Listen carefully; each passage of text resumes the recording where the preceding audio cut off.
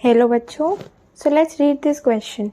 Question कह रहा है the mass of oxalic acid crystals required to prepare 50 ml of 0.2 normal solution, यानी oxalic acid का 0.2 normal का सोल्यूशन बनाना है जिसकी वॉल्यूम हो 50 ml। उसके लिए हमें कितना मास ऑफ ऑक्सैलिक एसिड जो है डालना पड़ेगा। तो की कंसेप्ट जो इस क्वेश्चन में लग रहा है वो है नॉर्मैलिटी, यानी नॉर्मैलिटी कैसे निकालते हैं वो हमें पता होना चाहिए एंड एन फैक्टर के बारे में भी हमें पता होना चाहिए क्या होता है और किस तरीके से जो है निकाला जाता है। तो अगर हम देखें सबसे पहले कि एन फैक्टर क्या होता है, पहली चीज़ हम देखते हैं एन फैक्टर। एन फैक्टर को बोला जाता है वैलेंसी फैक्टर भी। तो एन फैक्टर कैसे निकाला जाता है? It is equals to the number of electrons gain और लॉस्ट, यानी कितने इलेक्ट्रॉन्स गेन हुए या कितने इलेक्ट्रॉन्स लॉस्ट हुए।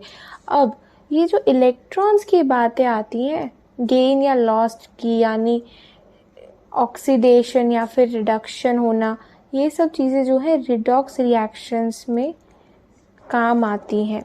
लेकिन अगर जनरली हमसे कुछ पूछा जाए कि किसी एसिड का एन फैक्टर क्या है, तो किसी एसिड का एन फैक्टर निकालने के लिए वो होता है कि एक मोल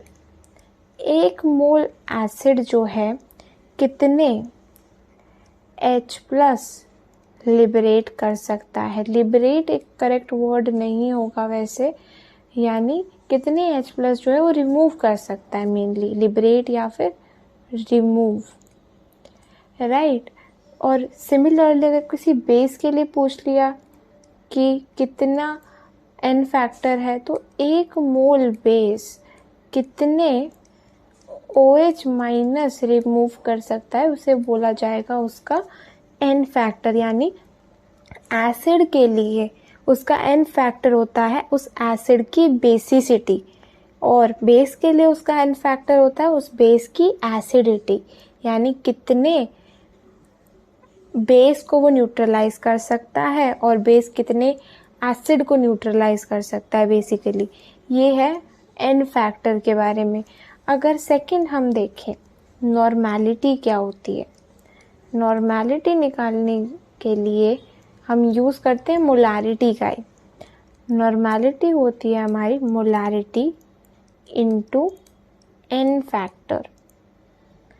अब अगर हम देखें मोलारिटी क्या होता है, molarity is moles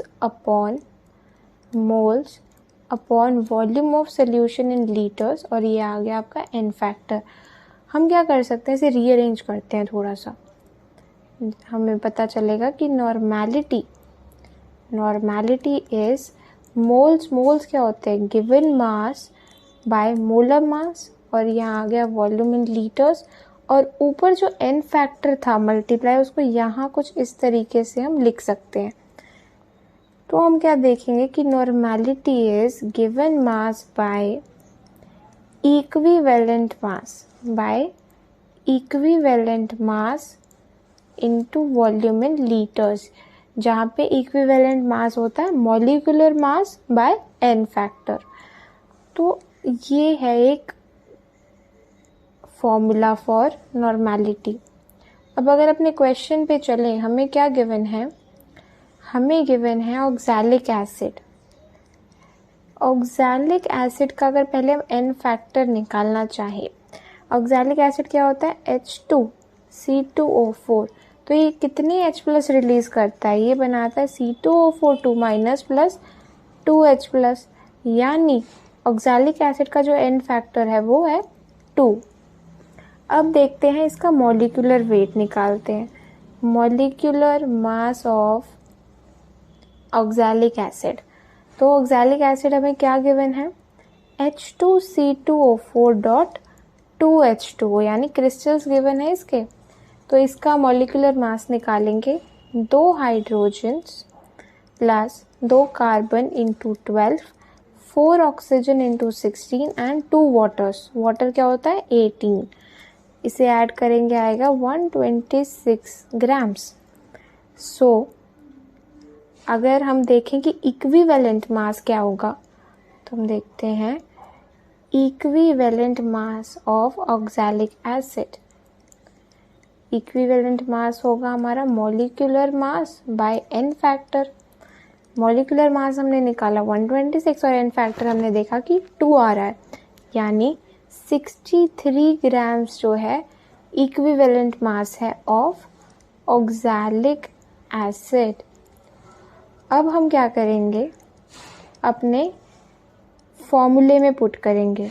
normality is equals to given mass by equivalent mass into volume in litres. Normality हमें गिवन है 0.2, गिवन मास हमें निकालना है, इक्विवेलेंट मास है 63 और वॉल्यूम है 50 ml। ml को लीटर्स में करने के लिए हम डिवाइड करेंगे 1000 से। यहाँ से जब x सॉल्व करेंगे तो x आएगा 0.63 ग्राम्स, यानी हमें 0.63 ग्राम्स ऑक्सैलिक एसिड की ज़रूरत होगी 0.2 नॉर्मल सोल्यूशन बनाने के लिए 50 ml का। So the correct answer of this solution is, of this question is option 3, 0.63 grams. I hope सबको सोल्यूशन समझ में आया होगा। Thank you very much and all the best.